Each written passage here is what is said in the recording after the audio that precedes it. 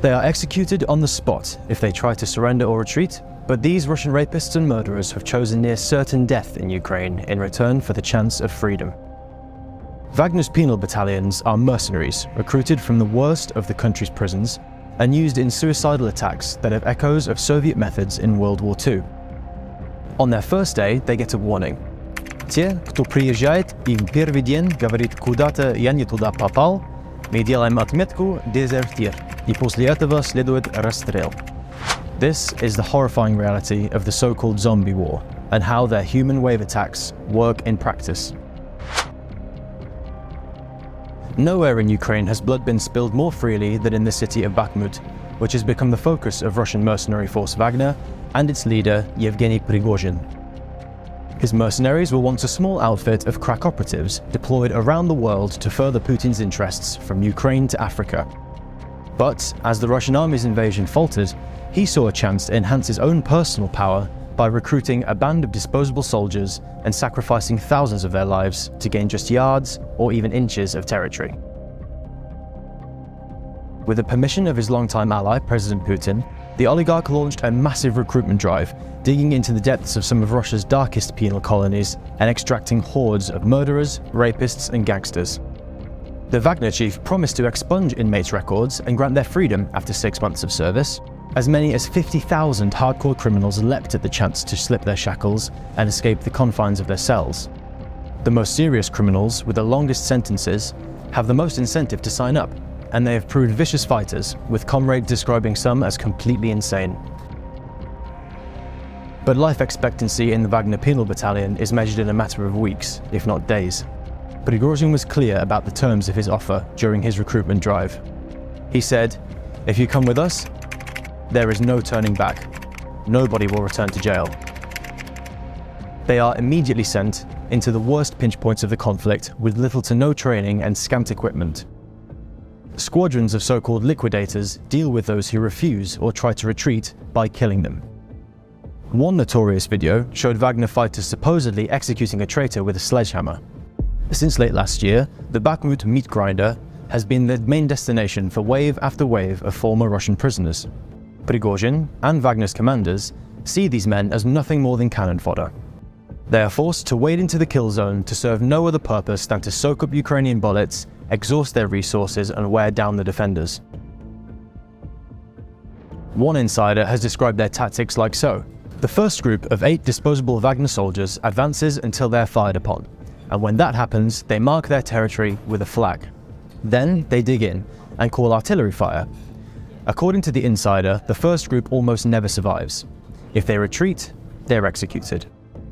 They're followed by another group of 8 Wagner soldiers who jump into their positions marked by the flag while Russian artillery is still firing. This group of 8 also invariably end up dead. The process is repeated until either the patch of ground is taken or Wagner runs out of soldiers. Sometimes up to 14 waves of 8 soldiers have been thrown at one position. Wagner justifies the brutal attrition rate by claiming that it would take many more men from a regular army unit to achieve the same results.